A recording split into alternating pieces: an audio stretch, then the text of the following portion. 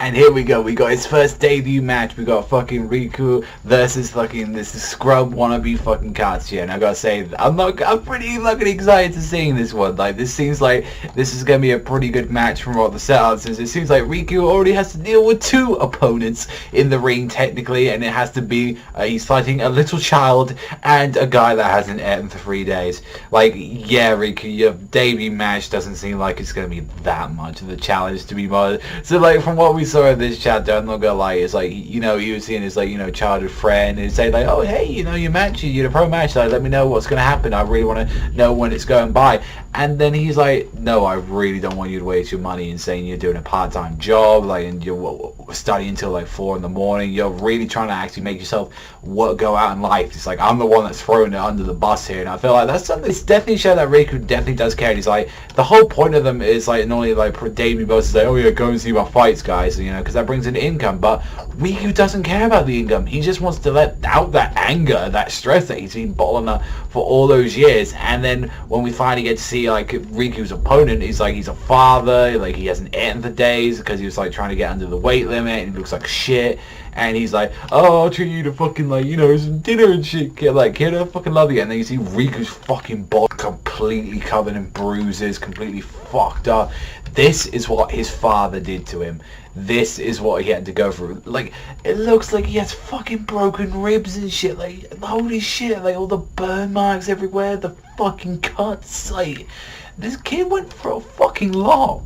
And still, he's gonna go back in there to, like, if that was me, personally, like, I never went to that fucking violence, like, degree that this guy ever went to, but if that was me, I would never want to see anything violent ever again. Hence why I wouldn't probably be reading this manga right now, so I wouldn't know about this thing, but regardless of what, if that was me, I would stay away from anything violent all fucking together. And it's like, I love it as well when like the fucking kid just started freaking out. It's because like he's so fucking terrified, and then fucking Valve's just there, he's like, yo, shut the fuck up, brat. He's like, I ain't got time for you. And like, even Riku, he's there like, and they, you know, two look like they're gonna have a friendly match, but then it's like this fucking piece of fucking trash kid, he's like, could you just die, please?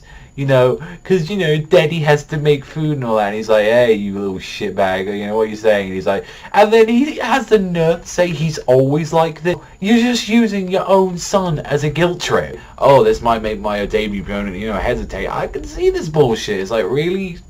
I mean, maybe it might not just because his son really cares for him, but that's, either way, it's like, you should never bring your son, especially at him at a young age like that, to a fucking boxing match where the whole point of the fucking game is to smash each other's face in until you either drop dead or fucking have like points deducted at the end of the match to say, oh, this is the winner, and you run out of there with a fucking broken nose, blood, and possibly unconscious or are dead. So yeah, that is great parenting 101. Hey, like, I'm just gonna go out to my 5-year-old son if I ever fucking have one, and that's why I say, hey, little fucking Johnny there, you wanna fucking go to a fucking boxing match? Do you wanna see murder? Of course, the child mind thinks this is fucking awesome, but regardless of what, that is fucked for the kid, and that's why the kid is fucked.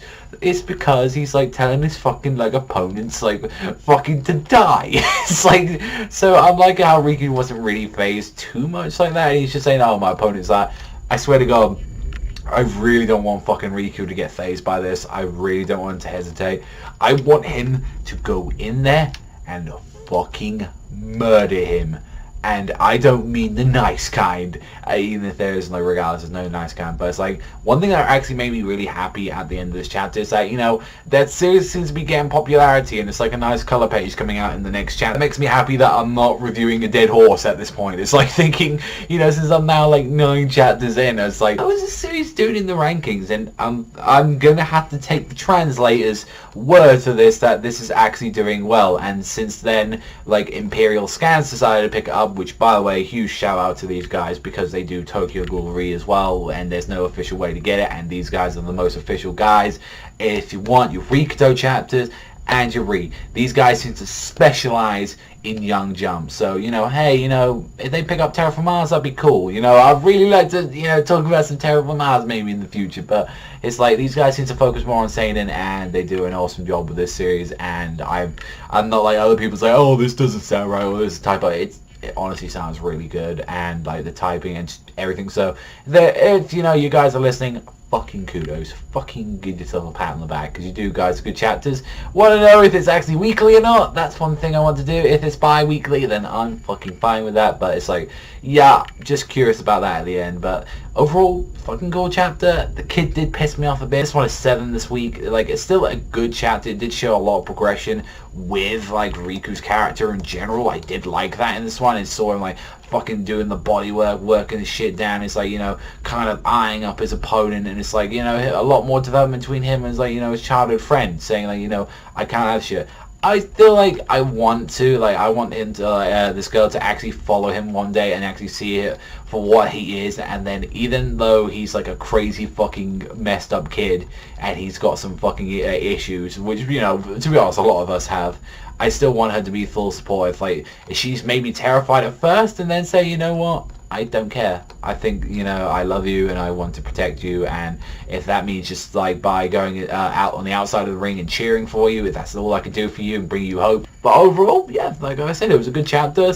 Give it a 7. I'm just anxious for the match. I think I'm very anxious, and I hope it starts next chapter, but we'll soon find out tomorrow. But that's all from me, so thank you very much for watching as always, and I'll see you guys next time.